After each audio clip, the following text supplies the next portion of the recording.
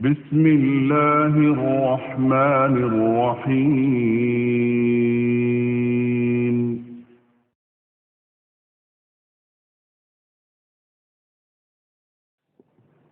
السلام عليكم ورحمة الله وبركاته.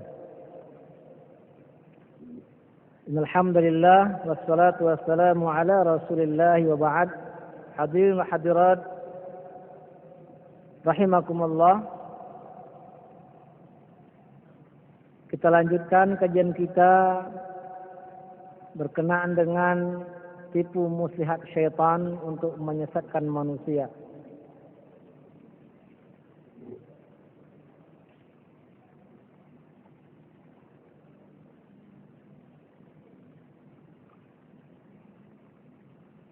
Dari surah An-Nisa ayat 116 sampai 121 yang sebagian kita sudah kaji tadi,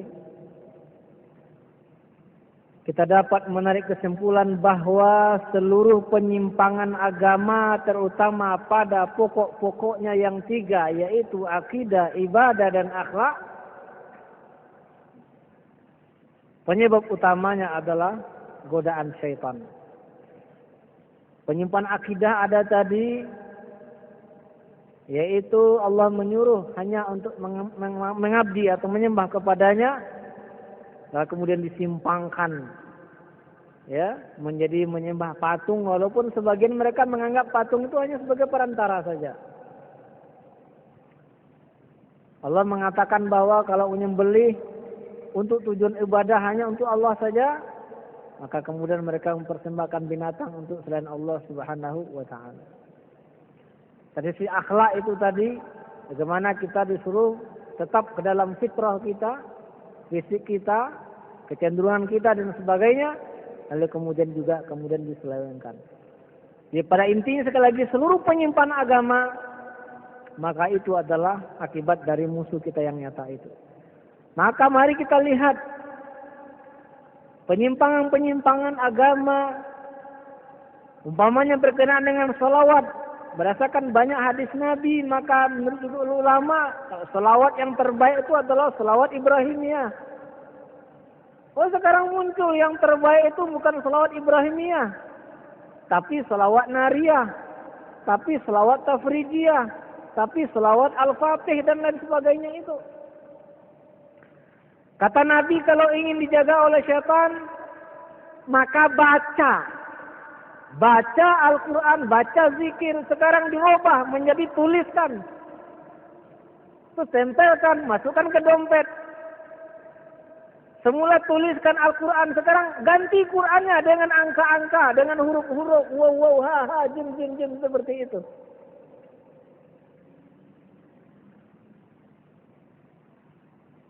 Ya. Pelajari Al-Quran, itu yang terbaik. Pelajari sunnah, itu yang baik. Sekarang itu ditinggalkan. Ngaji agama juga puluhan tahun belajar, tapi bukan Al-Quran dan sunnah yang dikaji.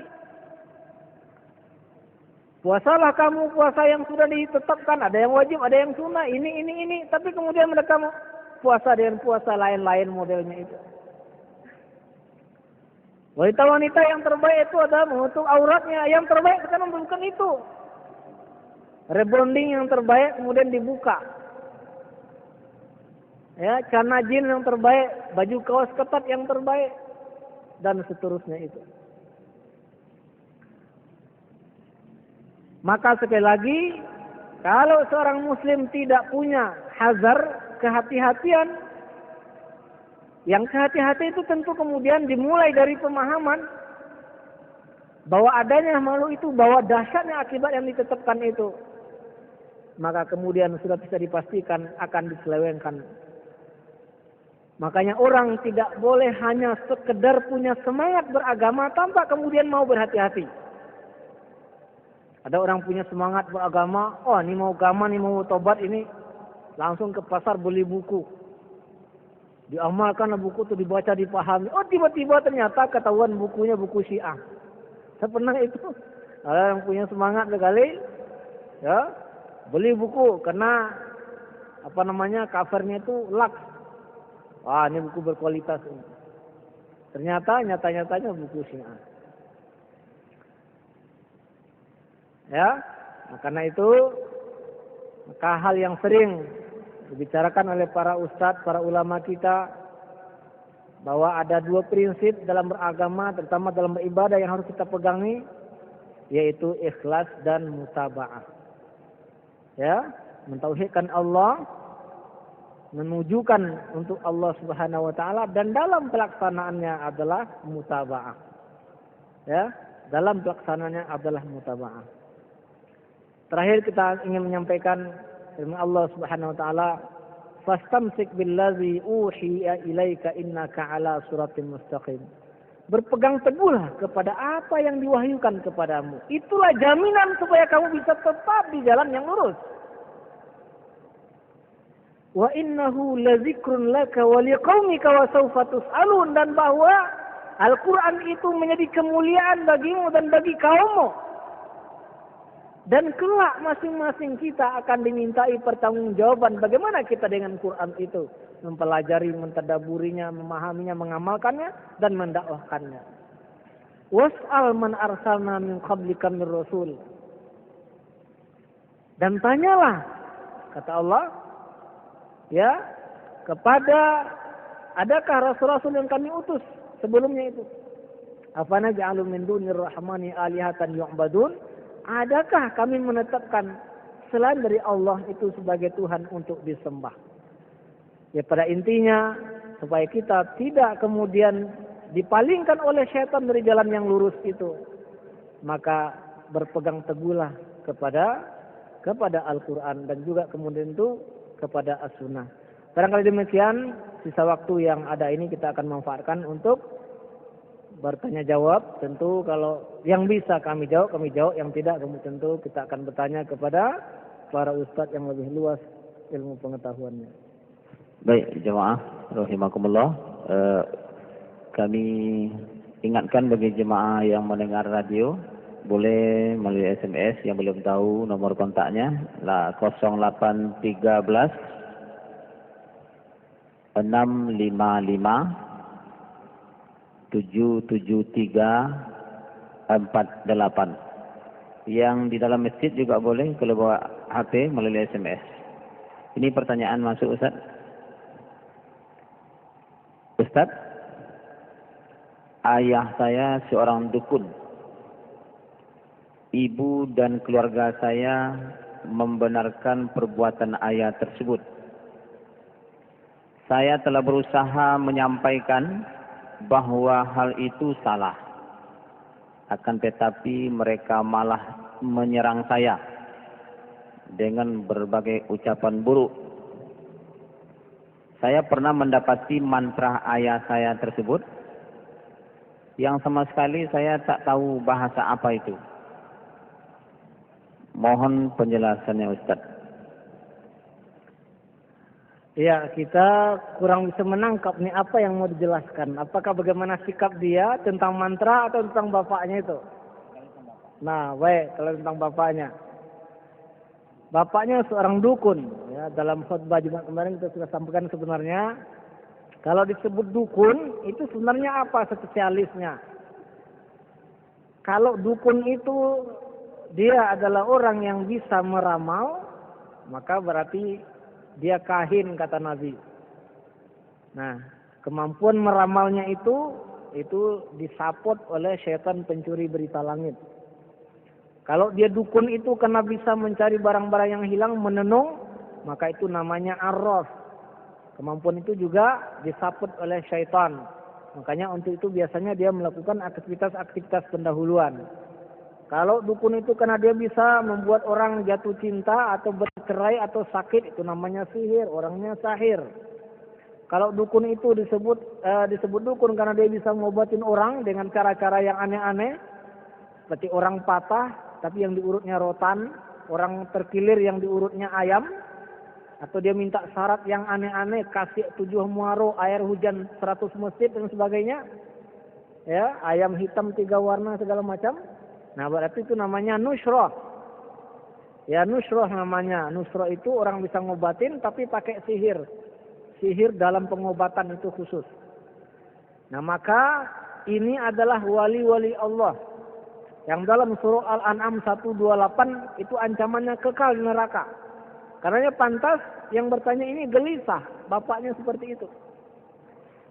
Ya, bertanya saja sama mereka, membuat taubat kita dihijab selama 40 hari, salat kita tidak terima selama 40 hari 40 malam.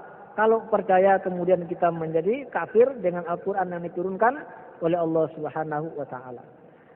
Sikap ya yang bertanya ini gelisah dan memperingatkan ayah itu adalah sudah sikap yang benar.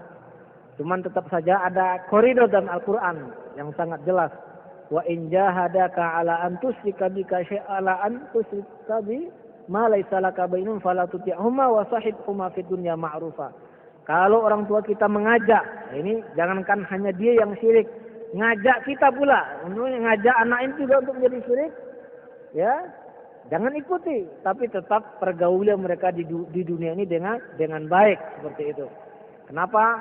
Kadang-kadang dengan sikap kelembutan lama-lama mungkin ya akan ada kesadaran kenapa anak ini kemudian begitu tidak senang dengan perbuatan ini, tapi sementara dia tetap bermuamalah dengan baik. Tentu jangan lupa mendoakannya ya sebagai senjata kita. Mana tahu kemudian Allah akan mendengarkan doa kita itu, dan kalau memang kita sudah berusaha dengan baik, mungkin juga kita bantu ya dengan kepada orang lain, mungkin kepada kawan bapak kita, kalau dia di kantor kepada atasannya dan sebagainya itu.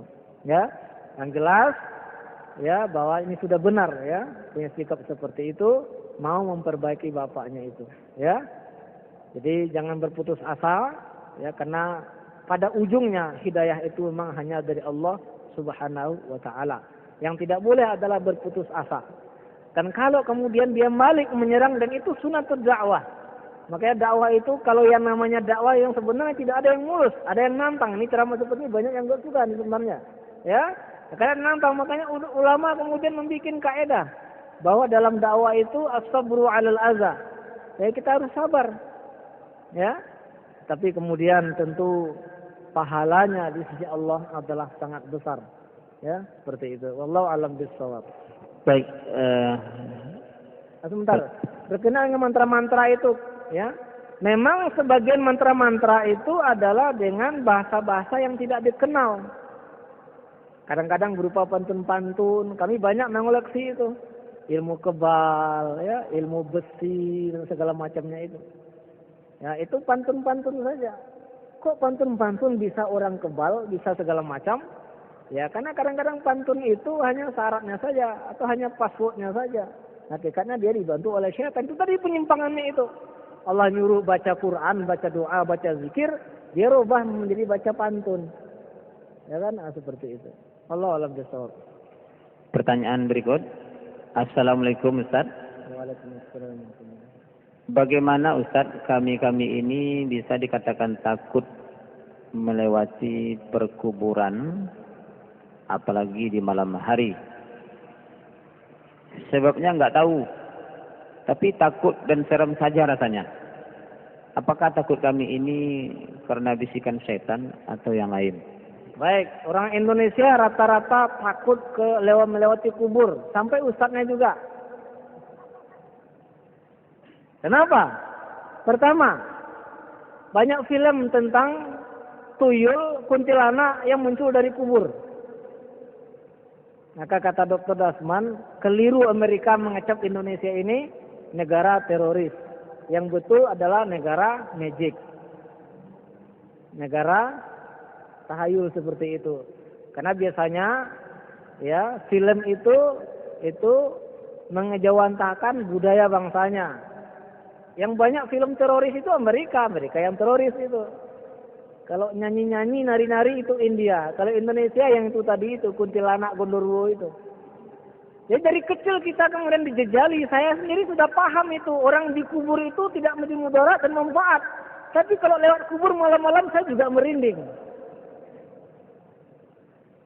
Nah, cuman tentu kalau memang di dalam diri kita tidak ada setan di luar khanas itu ya, dan kita kemudian paham, insya Allah bisa kita asasi.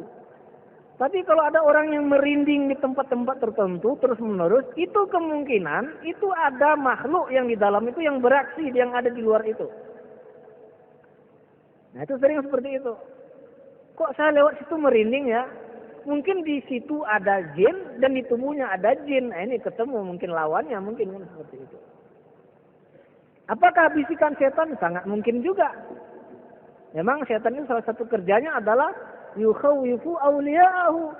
Dia ingin menakut-nakutin ya wali-walinya itu seperti itu. Nah, karenanya ke depan supaya takut itu hilang dan menjadi wajar, karena takut ini bisa juga menjadi syirik. Ya, kalau salah-salah. Kecuali kalau takut tabi'i, takut alami. Ada orang gila membawa pisau, membawa parang yang sangat tajam, kita takut, itu tabi'i namanya. Ada buaya di sungai ngamuk, kita takut, tabi'i namanya. Itu enggak apa-apa. Nah, bagaimana caranya? Ilmuilah tentang orang yang sudah mati itu, jelas itu dalilnya. Dia di alam barzakh. Barzakh itu batas yang tidak bisa dilewati. Bagaimana di alam barzakh itu? Kalau orang baik mendapat persekut nikmat, kalau orang jahat mendapat azab. Nggak mungkin orang yang di dalam kubur itu kemudian bisa memberikan mudarat dan manfaat kepada orang hidup.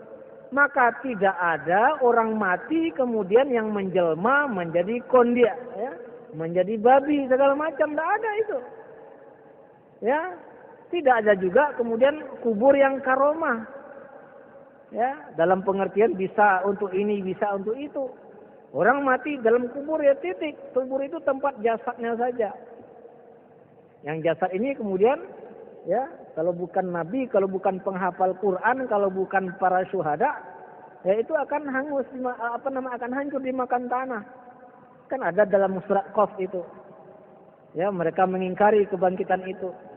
Kata Allah, kami tahu, laqad alimna ma tanqusul ardu minhum wa indana kitabun hafiz. Kami ngerti itu. Orang dalam kubur itu akan dimakan, akan berkurang itu. Dagingnya hilang, ya, tinggal tulang-tulang kadang-kadang kecil lagi. Itu kami tahu, kata Allah, memang seperti itu. Tapi Allah punya catatannya untuk membangkitnya kembali. Jadi tidak perlu takut sebenarnya, ya.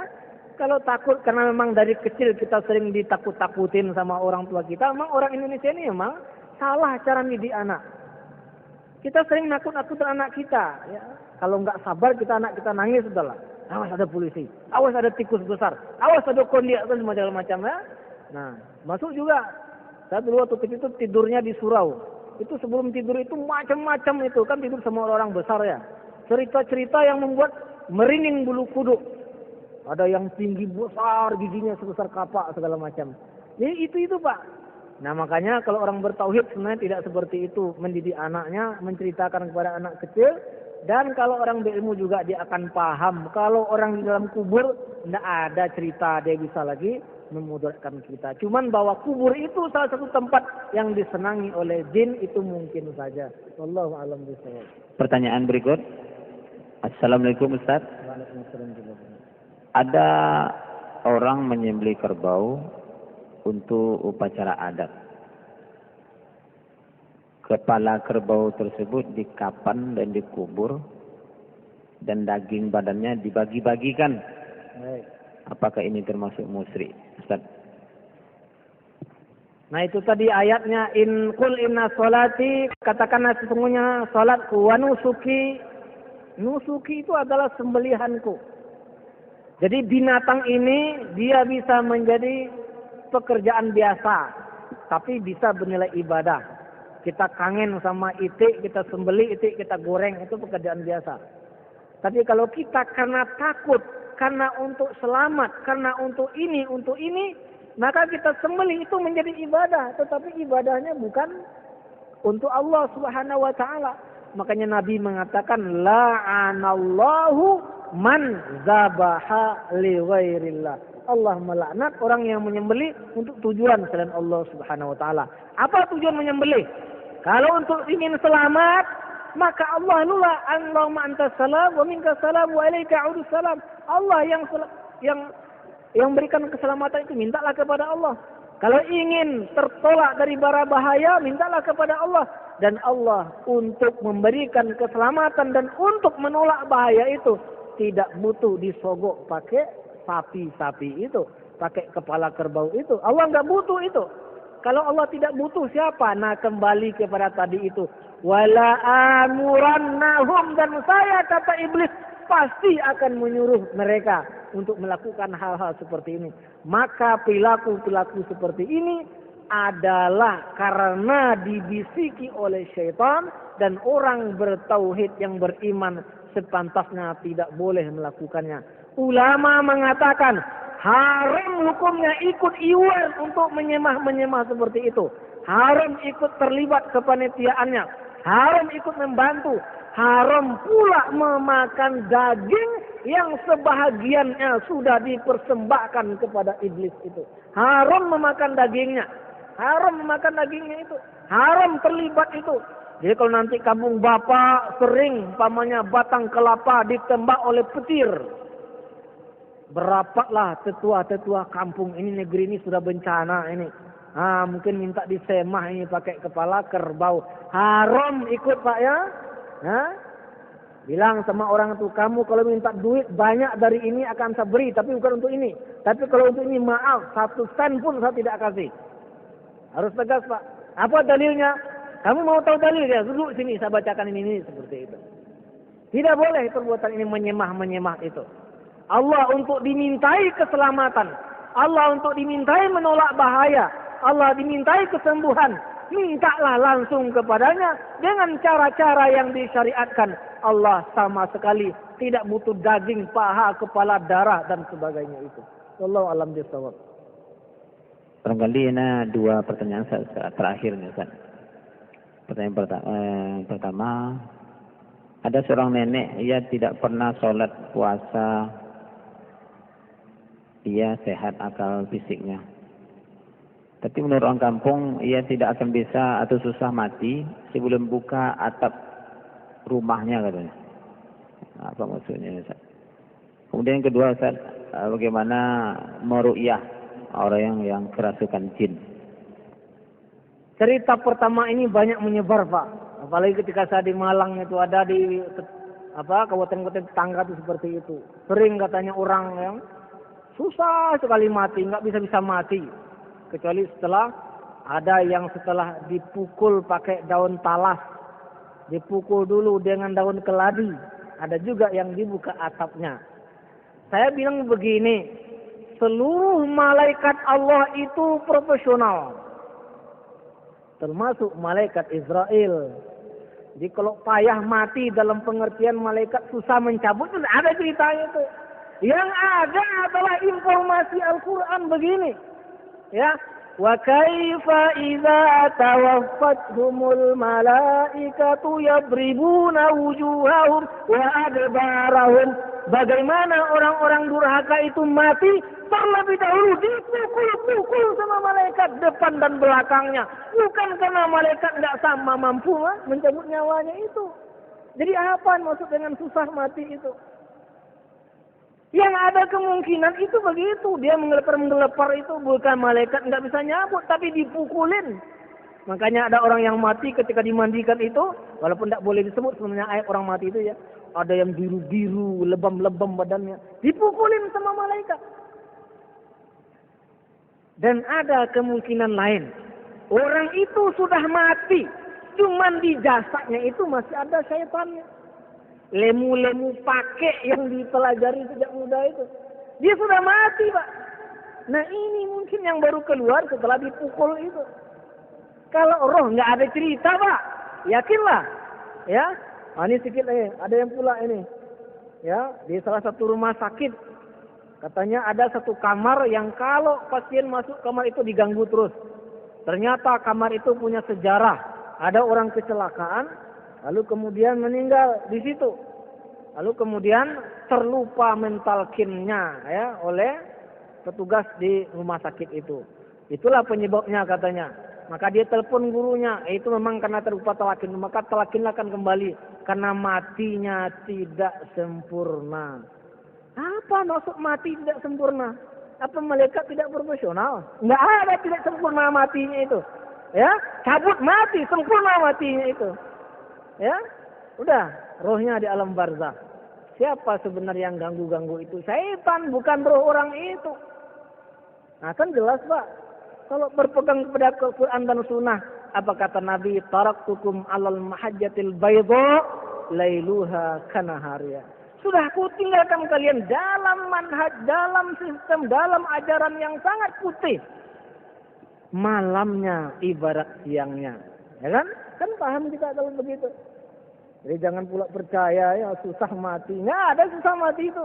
Yang ada adalah menderita. Ya, menderita matinya Pak. Ada juga tetangga saya dulu di Malang itu. Ditemukan oleh orang, maaf bicara, berzina di musala. Itu matinya 1 minggu menggelepar-menggelepar. Kayak sapi disembelih. Ya. Nah di musala berzina. Jangan bilang malaikat tidak profesional 1 minggu mau nyabut nyawanya. Nggak ada cerita itu. Memang ajalnya pas dicabutnya itu. Sebelumnya apa kemungkinan? Disiksa dulu. Mohon maaf Pak. Saya ini kadang-kadang kalau ceramah kurang terkontrol perkataannya, ya, nada suaranya. Kalau ada pendengar yang tersinggung, saya mohon maaf. Sekali lagi, ya inilah. Kadang-kadang saya juga bilang sama usus yang lain, tolong koleksi saya. Ya, apa saya ini kelemahan-kelemahannya? Karena kadang-kadang menyampaikan kebenaran, caranya tidak benar. Kadang-kadang orang tersinggung, ya. Tapi itulah gayanya, ya. Mudah-mudahan semakin tua makin arif, ya, insya Allah. Allahumma la taj'al dunya akbar rahmina wa la mablagha ilmina. Allahumma arinal haqqa haqqan warzuqna ittiba'ah wa arinal batila batila warzuqna ijtinabah. Subhanakallahumma wa bihamdika asyhadu an la ilaha illa anta astaghfiruka wa atubu ilaik. Wassalamu alaikum warahmatullahi wabarakatuh. Jemaah